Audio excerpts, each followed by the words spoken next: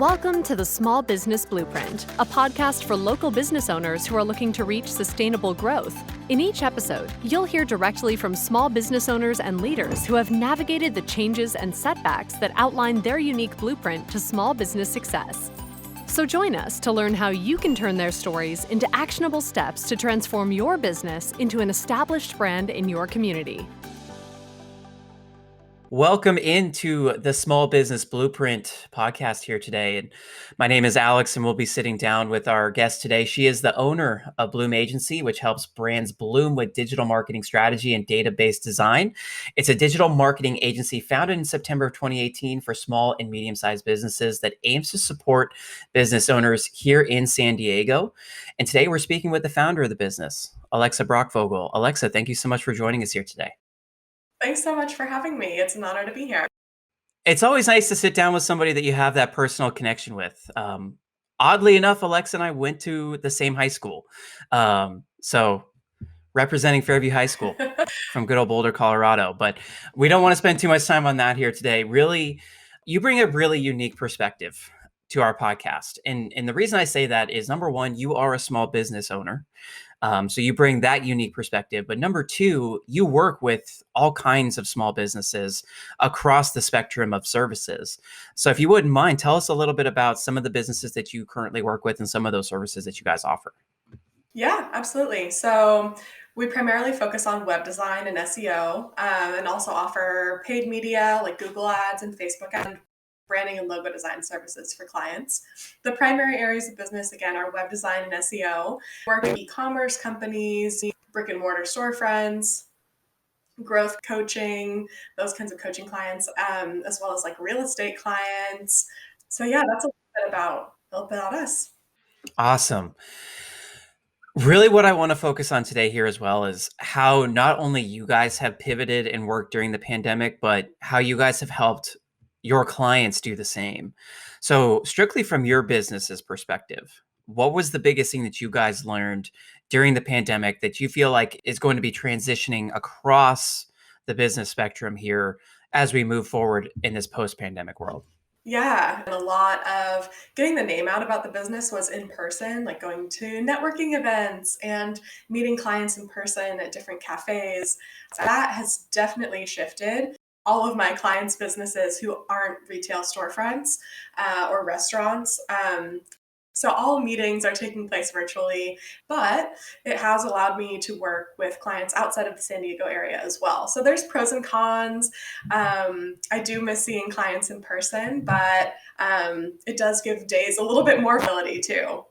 Yeah, for sure. If you have that ability to not only work with local businesses here in San Diego, but businesses across the country now, that's a huge pro that's come out of this pandemic that we've been in. It allows you to expand that clientele base.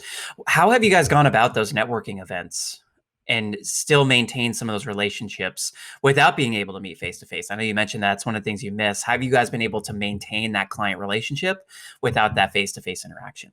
I'm part of a networking group that used to meet every Tuesday morning in person, mid-March last year.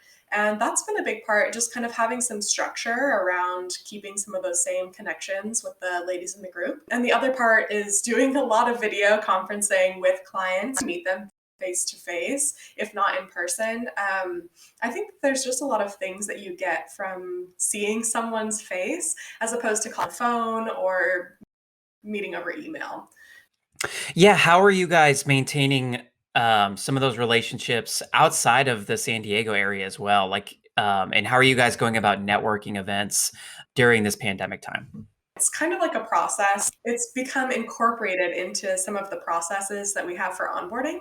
So I always like to meet someone via video conference first, just to see if we're a good fit. And I think that makes it feel a little bit more personal, similar to the kind of touch that we used to have in person. Yeah, absolutely. It's hard. It's always hard to replace those in-person interactions, right? You can read somebody's body language. You can get a feel for how they present themselves and how if someone looks you in the eye or not, some of those little social cues that we lose along the way. How do you feel most businesses, especially doing what you guys do, will adjust in a post-pandemic world. Like, how will we get back to doing some of these events?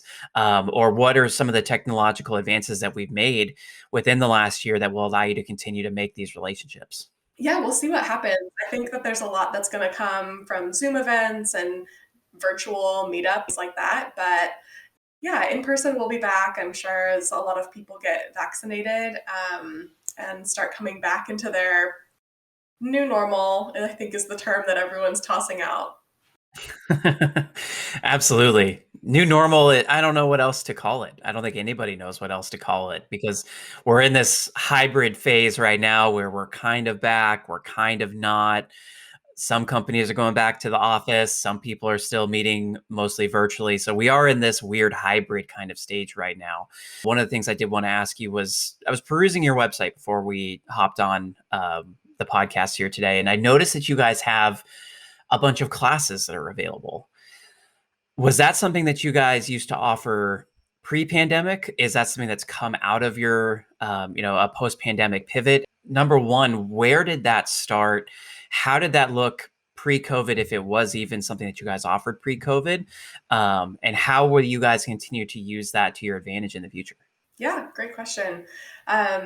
So the workshop started in person in 2019. They're called the ABCs. So I did a workshop on ads and then blogging and then campaigns, email marketing campaigns. So that was the ABC format. Ah, okay. Yeah. And those were all Nice. around San Diego. I did a couple of each. I did a couple or one or two in South County in North Park, and then the majority were in Encinitas. And yeah, I would have between 10 and 30 attendees at each one. And they were so fun. Got to see people in person. It was part networking event, part workshop, tackling some of the different topics in digital marketing that are a little bit more tangible and teachable. So Mhm. yeah, those were great. And there was a lot of, I don't want to say demand, but there were a lot of people asking about whether they would be coming back. So I decided to move them online. So I had one Okay. set of workshops and did them through. And then this past January, I decided to offer them every Friday. So they're every 9 a.m. And I go through a series of 4 different workshops. So it's Google Ads, A, B for blogging for SEO, C for email marketing campaigns. And then I'm calling the ABCs now with an S because I added a fourth one that's social media marketing.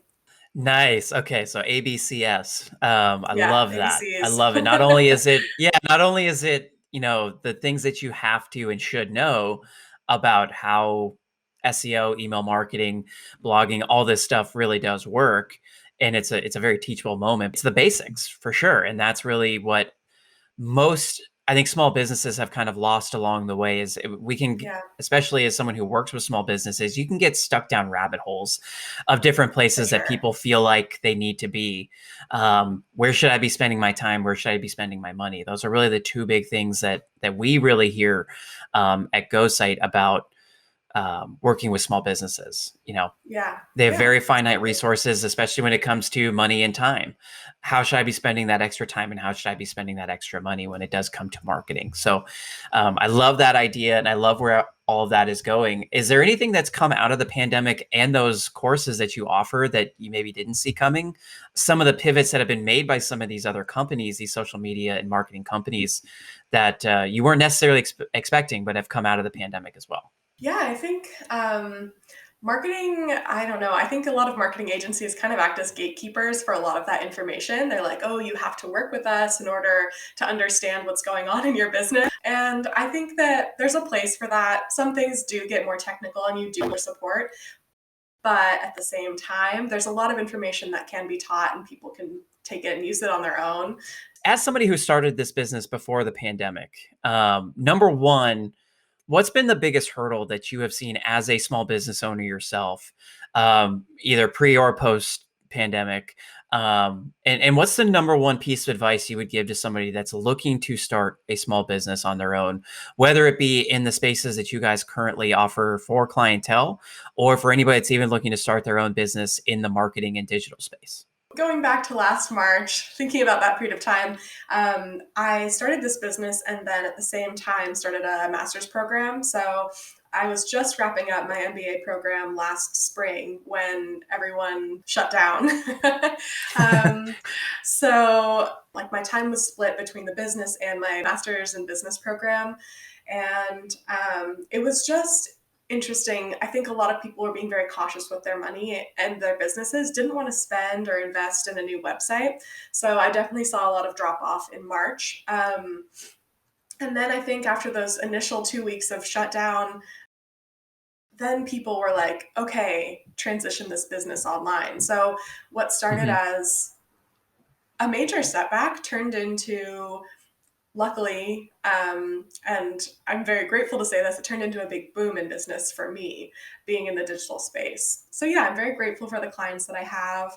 Some people who are really reluctant to go online decided that last year was the year.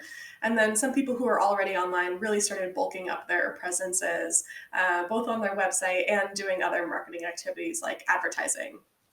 Absolutely. In terms of the clients that you guys work with, what's been the biggest hurdle for those clients that you guys work with? And again, you guys cover a vast array of clients, from real estate to restaurants. You guys work with a number of small businesses. What's been the number one hurdle for those small businesses that you guys work with? Yeah. Yeah, I would say for any business, the main thing is, how do I reach more people? And how do I get more sales? Those are the main two concerns that any small business owner has. I'm sure you hear that all the Right. time. Yeah. How do I But put food on the table? That's the yeah, biggest thing. yeah, it just comes down to cash flow, really. But biggest hurdles, as it pertains to me and my business and how I help my clients, would be driving traffic. So the first step for any business owner, whether you're just getting started or if you've been in business for a while, is to build a website so that people have a place to go to. And then it's starting to get into more of the traffic driving activities like blogging, advertising, and even social media marketing. But yeah, client hurdles definitely coming down to money and cash flow. And then specifically with COVID, I would say like staying top of mind with past customers. Um, and I'm sure that you're also familiar with this, but it takes a lot less money and time to reach existing customers than it does to get new ones. So just, I think being authentic with your customer base, like staying top of mind with them, and also staying really relatable to the things that are happening in the world. Yeah, absolutely. It's hard to, keep those relationships in place if you aren't willing to be empathetic to the situation that your clients are in, whether that be, in a situation like we are, where we work with small business owners and being empathetic to their situations, or even with those clients that we do work with, being empathetic to their own customers as well. Um, that empathy goes a long way, Yeah. especially in this So, new day and age that we're in, where things can change at the drop of a hat, as we as we all saw last right. March. It was like the matter of 24 hours. Everything was open, and you could go to a restaurant, you could go to a bar. Everything was perfectly normal, and then 24 hours later, everything had shut down. It was crazy to witness in real time, but it really was like a 24-hour change. One of the other things I noticed about your website and some of the offerings that you guys have is this new added a la carte tech support. Can you explain what that is, and why did you decide to add this service? And how does it help not only your business, but help your clients as well? Yeah. Yeah, tech support really evolved out of the pandemic. Just people having a lot of questions about what to do online now that more people are moving online. So, tech support, the full program is a subscription program. It's unlimited questions every month for $10, and you text us. So, it's TEXT support, but I was using it as a play on words like ECH. Right. Yeah, Yeah. so that's what tech support is. And then the a la carte option is, if you don't want to pay $10 a month for unlimited questions, you can just purchase a single question if you really just need support in one area and you can't find what you're looking for online. So, yeah, customized support for marketing. Awesome. Okay. So this is purely a support for your clients looking for help. And if they just need a little help in terms of their marketing or anything like that, that's just a little added benefit and a little added bonus that you guys have to offer for the clients that you guys are currently working with, or even someone that you guys maybe aren't working with, but still has a question. They can still, send you guys a text and pay that a la carte fee. Yeah, I think it's primarily for clients that we're not working with right now. So new people to us who just need a place to go to get answers, and know that it's coming from an agency who has experience working with clients in multiple different industries. So they'll get a customized answer. The clients that I'm currently working with, especially for web design, they always have access to Q&A with me over email. So this is for new people. Love it. That's a really, really cool feature. I know one of the things that's really exploded over the last year is the ability to communicate in multiple ways with customers. There was already starting to be that shift among small business owners of having multiple avenues of communication. But especially in the pandemic, more people are spending time at home. They're a lot more distracted. Their kids are home. They're home. So it's a lot more difficult to maintain those detailed conversations just because we have so many distractions going on. And being able to reach out to for support in marketing, especially through text, and have all of that, saved and on file, just makes that extra step from your perspective goes all that much further, which I think is really, really cool. From your perspective as well, has there been any new software or processes that you guys have had to integrate to set something like this up, or even across your business in general over the last year, or even since you first started the business in 2018?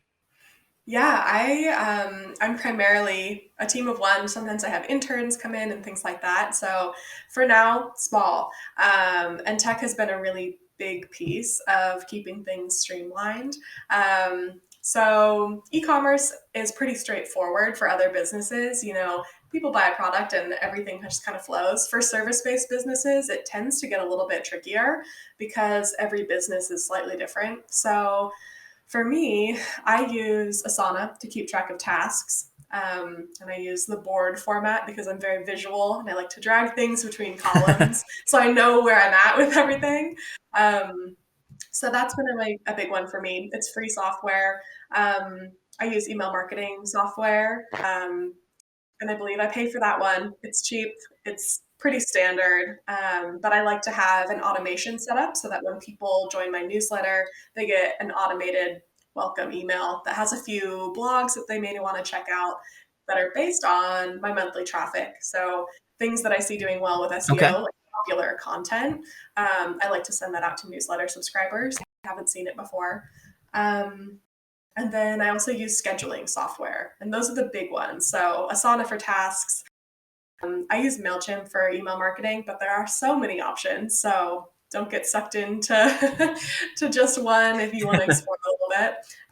And then I use Acuity scheduling because I like the embedded scheduling on my website.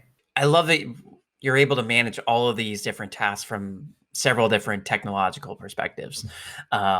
And especially for most small business owners, I love to ask this to every small business owner. How many different companies are you working with? Just a number is all I would need.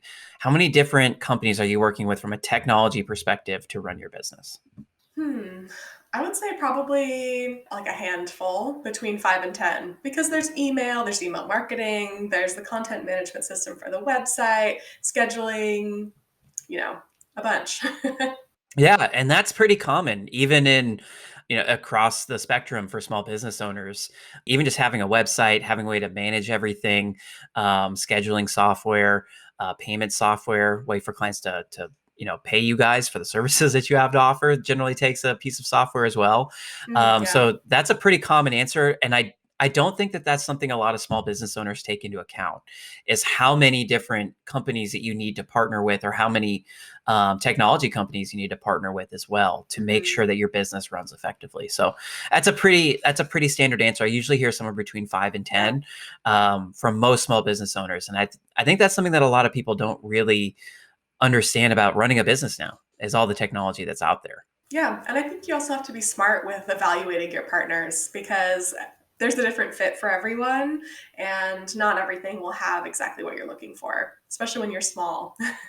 Yeah, exactly. It's being able to manage your time and your resources effectively goes a long way for sure. My last question for you, at least from a business perspective, Looking out 5 years into the future, and you've been a small business owner now for 3 years, and been working with other small business owners now for several years as well.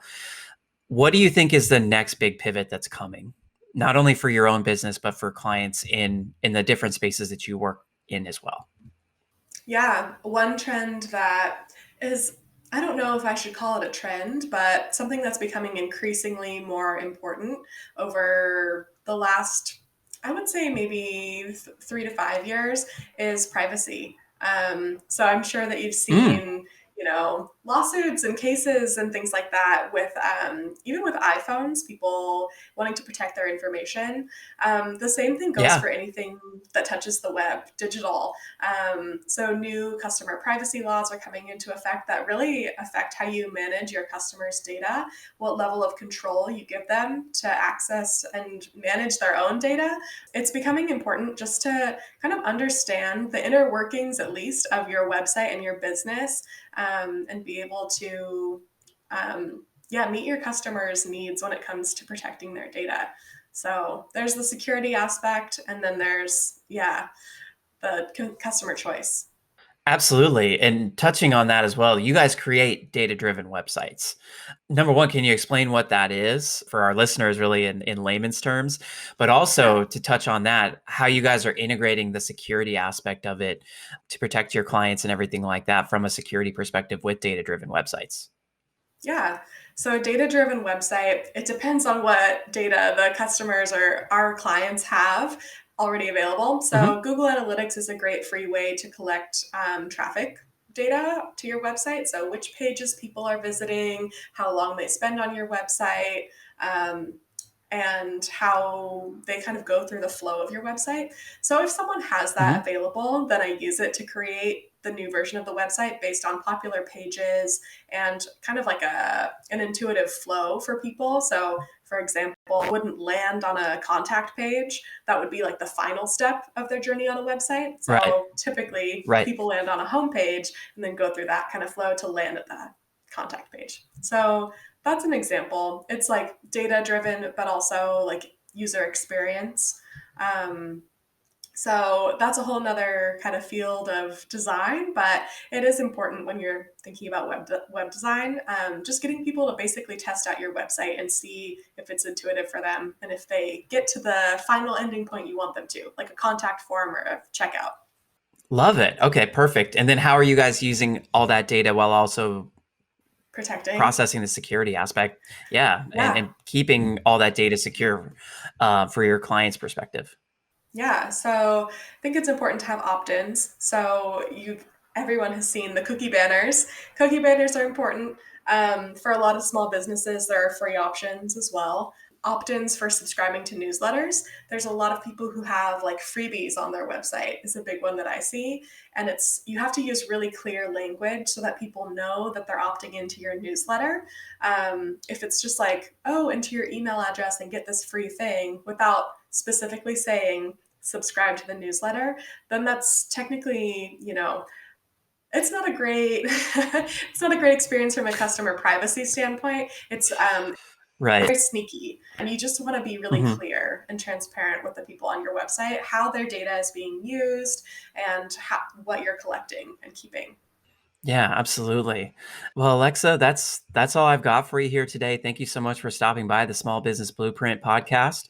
Tell everybody one last time where they can find your services, website, social media, everything like that. Where would they be able to find you online and connect with you and be able to even find your services? Yeah, absolutely. So everything is listed on the website, and that's bloomagency.com, BLUMAGENCY.com. And then on Instagram, it's at Helping Brands Bloom, BLOOM. The original handle was taken, so I took what I could find from a tagline perspective. So that's Instagram. Same on Facebook, Helping Brands Bloom. And those are the two primary places that I'm posting updates and portfolio things and all of that and events. Love it. So if you want to Yeah. take one of the classes that Alexa has to offer, you can find it on her website for Blüm Agency. So, Alexa, thank you so much for stopping by with us here today. I greatly appreciate it, and best of luck to you guys in the future. Thank you so much. Thanks for listening to the Small Business Blueprint. If you enjoyed this episode, make sure to follow along on Apple, Spotify, or your favorite podcast app. This podcast is brought to you by GoSite, an all-in-one platform that makes it easier for your customers to find, book, and pay for your services online instantly. Get started for free at GoSite.com.